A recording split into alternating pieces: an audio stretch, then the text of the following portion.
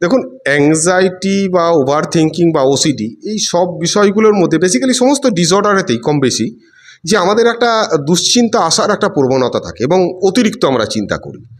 আমরা চিন্তা যতটা না করি তার থেকে বেশি অনেক ওটাকে নিয়ে ব্যাখ্যা করি এবং যখন ব্যাখ্যাটা করতেই থাকি এবং তার সলিউশন পাই না, অর্থাৎ তার সমাধান পাই না, তখন কিন্তু আবার একটা নতুন প্রশ্নের জন্ম হয় এবং সেটাকে নিয়ে আবার ব্যাখ্যা করা শুরু করি এবং এই ব্যাখ্যার জালের মধ্যে আমরা জড়িয়ে পড়ি এবং ধীরে ধীরে ধীরে ধীরে আমাদের চিন্তাটা কিন্তু অনেক বেড়ে যায়। প্রবলেমটা হচ্ছে এখানে। আজকে আমরা এই বিষয়টা নিয়ে ডিসকাস করব যে আমরা কিভাবে আমাদের নিজেদের থেকে চিন্তাগুলোকে আলাদা করে দেখতে শিখবো। এটা খুব ইম্পর্টেন্ট জানাটা, এটা খুব বোঝাটা গুরুত্বপূর্ণ, কারণ এটা না বুঝতে পারলে আপনি কিন্তু এই অ্যাংজাইটি বা ওসিডি বা ফোবিয়া বা প্যানিক বা ওই ওভার থিঙ্কিংয়ের যে জালটা আছে এটার থেকে বেরোতে পারবেন না। অ্যাকচুয়ালি কী হয়, আমরা নিজেদেরকে অনেকটাই ভাবতে থাকি দুর্বল। অ্যাংজাইটিতে যারা থাকে, যারা সেই জেনারেল অ্যাংজাইটি ডিসঅর্ডার হোক বা এমনি অ্যাংজাইটি হোক বা ওভার থিঙ্কিং যারা করে, ছোটো ছোটো বিষয় নিয়ে নার্ভাস হয় যারা, ভয় পায় যারা, তাদের ক্ষেত্রে দেখা যায় বেশিরভাগ ক্ষেত্রে তারা নিজেদের যে ক্ষমতাটা আছে সেটাকে না অনেকটা কমিয়ে দেখে। অ্যাকচুয়ালি আপনার যে ক্ষমতা আছে সেই ক্ষমতাকে আপনি মূল্যায়ন করতে পারেন না এবং সেই ক্ষমতাকে অনেকটা কমিয়ে দেখে। তারা ভাবতে থাকে যে আমি অন্যের থেকে অনেক দুর্বল। অ্যাকচুয়ালি বিষয়টা তো নয়। তো এর ফলে কি হয়, আমাদের নিজের যে আত্মবিশ্বাসটা আছে কমে যায়। চলুন আজকে জানি আমরা কিভাবে নিজেদের থেকে একটু আলাদাভাবে এই চিন্তাগুলোকে লজিক্যালি দেখতে শিখবো। এবং এটা বাস্তব যে আমরা যতই চিন্তাভাবনা আসে, যাই চিন্তাভাবনা আসে, সেগুলোকে আমরা চাই যে আমার মনের মতো করে আসবে। ভুলটা এখানে হয়। আরও একটি ভুল হয় যে আমরা মনের মধ্যে কোনো জায়গায় এটা ভাবতে শুরু করি যে আমাদের চিন্তাভাবনাটা থেমে যাক। আমরা যে চিন্তাভাবনাটা করছি, আমরা যে নেগেটিভ চিন্তাটা করছি বা যে চিন্তাগুলো আসছে, আমি তো করতে চাইছি না, আমার আসছে, তার মানে কি আমার একটা হ্যাবিট তৈরি হয়েছে। তো এই যে চিন্তাভাবনাগুলো আছে এগুলো যাতে থেমে যায়, এটাকে কিন্তু আমরা প্রথম প্রায়োরিটি দিই। আমরা মন থেকে এটা চাই এবং এটা যখন চাই আমরা, তখন সমস্যাটা আরও বড় হয়। কেমন ধরনের? আমরা যখন মন থেকে চাই যে আমাদের চিন্তাটা থেমে যাক, তখন কি হয়, আমাদের মস্তিষ্ক অটোমেটিক্যালি যে চিন্তাটা থেমে যাওয়ার জন্য চেষ্টা করছি সেটাকে লক্ষ্য রাখা শুরু করে। কারণ আমরা থামাবার চেষ্টা করছি এই কারণেই সেটা ক্ষতিকারক, সেই জন্য, বা সেটা আমাকে জ্বালাতন করছে, সেটা বিরক্ত করছে, সেটা আমি চাই না সেই কারণে। তো আমাদের মস্তিষ্ক না ইম্পর্টেন্ট বিষয়টাকে খুব ভালো করে বোঝে। তো ব্রেন যখন বুঝে যায় যে হ্যাঁ এটা ইম্পর্টেন্ট, তার মানে এটাকেই আরও বেশি করতে হবে। তাহলে উল্টে কী হলো, আমরা যখন চিন্তা কমানোর চেষ্টা করি তখন আরও বেশি বেড়ে যায়।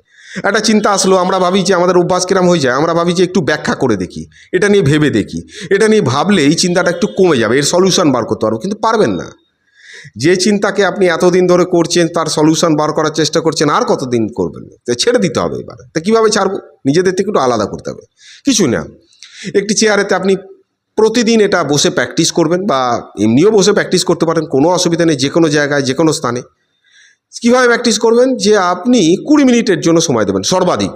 প্রথমেতে আপনি 5 মিনিট থেকে শুরু করুন, 5 মিনিট, 7 মিনিট, 10 মিনিট, এইভাবে বাড়ান ধীরে ধীরে। কী করবেন? যে চিন্তাগুলো আছে তাকে লিখে ফেলুন, যে আপনার কী কী চিন্তা আসছে। লিখে ফেলার পরে এটাকে এবার একটুখানি ভাবা শুরু করুন যে আমি যে চিন্তাগুলোকে করছি এগুলো কি বাস্তবেই আমার আসতে পারে না? ধরুন আপনার মতো যে চিন্তাগুলো আপনি লিখেছেন, এই চিন্তা ধরুন আরও তো 20টা লোকের আসে। 20টা লোক বলা ভুল, কোটি কোটির মানুষের আসে। আপনার এক ধরনের আসে, আর একজনের আর এক ধরনের আসে। তো প্রত্যেকে যদি প্রত্যেকের চিন্তাকে শেয়ার করে, তো অন্য মানুষের চিন্তা যখন আপনার সাথে শেয়ার করবে, আপনার কিন্তু গুরুত্বপূর্ণ মনে হবে না। আপনার সেটা মনে হবে যে এটা কোনো ব্যাপার নাকি। কিন্তু আপনার কাছে আপনার চিন্তাটা গুরুত্বপূর্ণ।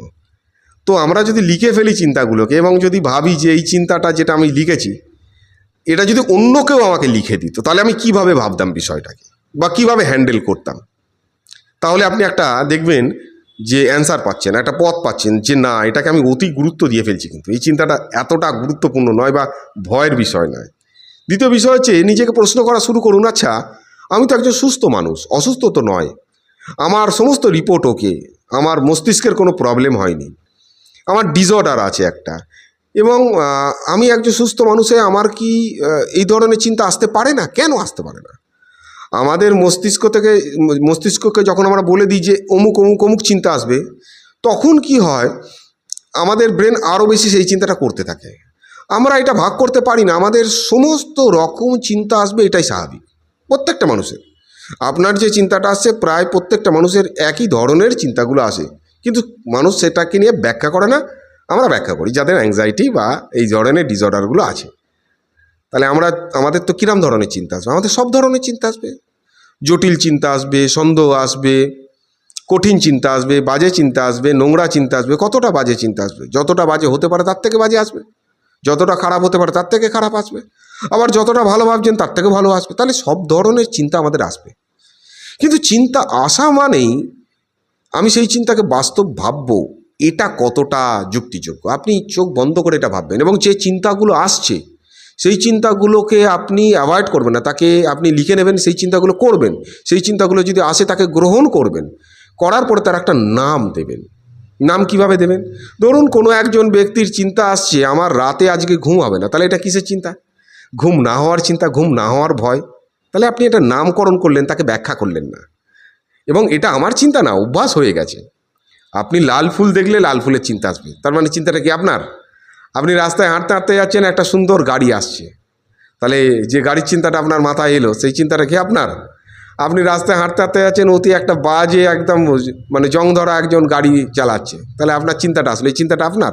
আপনার মাথায় এমন চিন্তা আসতে পারে যে রাস্তা দিয়ে আপনি হেঁটে যাচ্ছেন, কোনো একটা গরু বা কুকুর দৌড়ে আসছে, তাহলে যেটা দৌড়ে আসছে সেই চিন্তাটা কি আপনার?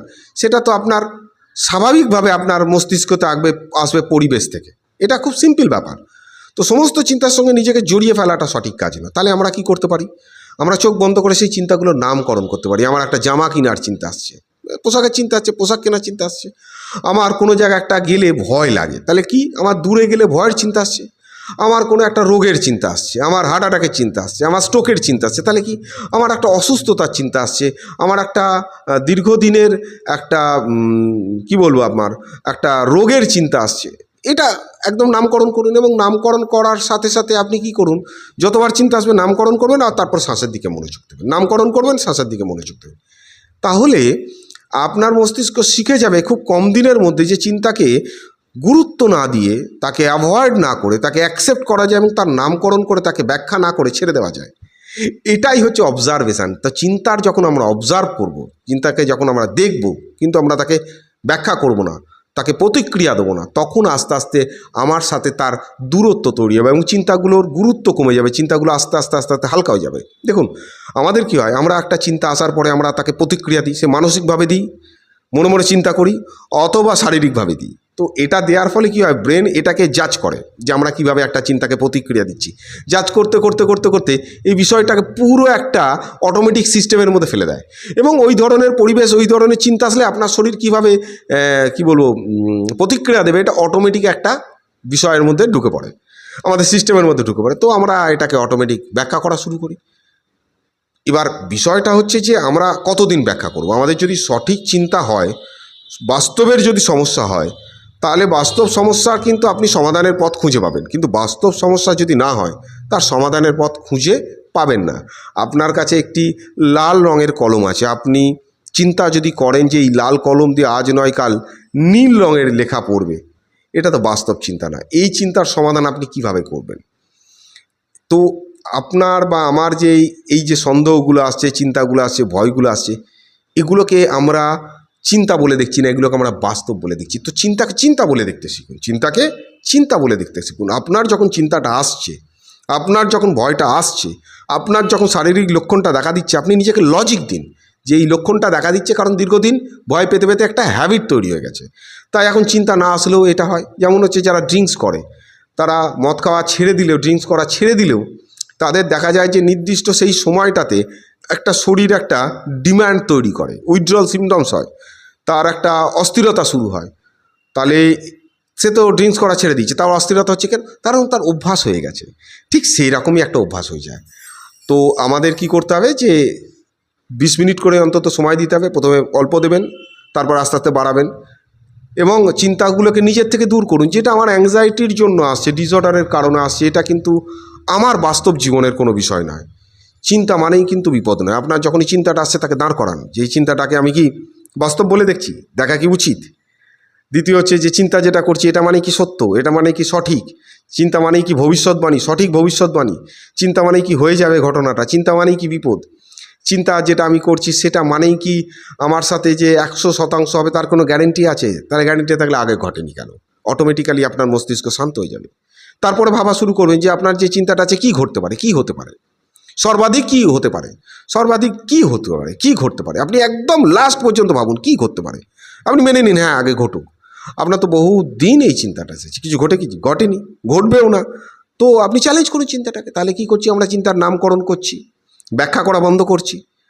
আমরা চিন্তাকে সিম্পলভাবে দেখার চেষ্টা করছি। আমরা এটাকে বলার চেষ্টা করছি নিজেকে, সকালবেলা উঠেই মাইন্ড সেট করে নিচ্ছি যে আমার যে কোনো চিন্তা আসতে পারে, that is not a problem. চিন্তা আসাটা কোনো সমস্যা না। হ্যাঁ আমি ব্যাখ্যা করব না, যেটা আমার হাতে আছে ব্যাখ্যা করাটা আমি বন্ধ করে দেবো। ব্যাখ্যা করা বন্ধ করার জন্য আমি প্র্যাকটিসগুলো করব, যোগা করব, প্রাণায়াম করব, এক্সারসাইজ করব, হাঁটতে যাব অন্তত 40 মিনিট করে সকালে অথবা বিকেলে একটা সময় আমি হাঁটবো, যোগা করব, প্রাণায়াম করব, মেডিটেশন করব, শ্বাসের ব্যায়াম করব, সমস্ত দেয়া আছে চ্যানেলেতে, দেখবেন। আর যদি আপনাদের কোনো ব্যক্তিগত কোনো সমস্যা থাকে তাহলে আপনারা লিখে জানাতে পারেন। আমি নিচে একটা লিঙ্ক দিয়ে দিয়েছি, সেই লিঙ্কেতে গিয়ে আপনারা পুরো সমস্যাকে লিখে জানাতে পারেন। কীভাবে লিখতে হবে সব ওখানেতে লেখা আছে। আমি চেষ্টা করব যে ভিডিওতে মাধ্যমে আপনাদের সমাধানগুলোকে দেওয়ার চেষ্টা করব, আলোচনা করার চেষ্টা করব সমস্যাগুলোকে। তবে সেখানে কোনো ব্যক্তিগত কারোর নাম ওখানেতে প্রকাশ পাবে না বা পার্সোনাল কোনো ডেটা সেখান থেকে সেই ভিডিওতে থাকবে না, শুধুমাত্র সমস্যাটা নিয়ে ডিসকাশন থাকবে।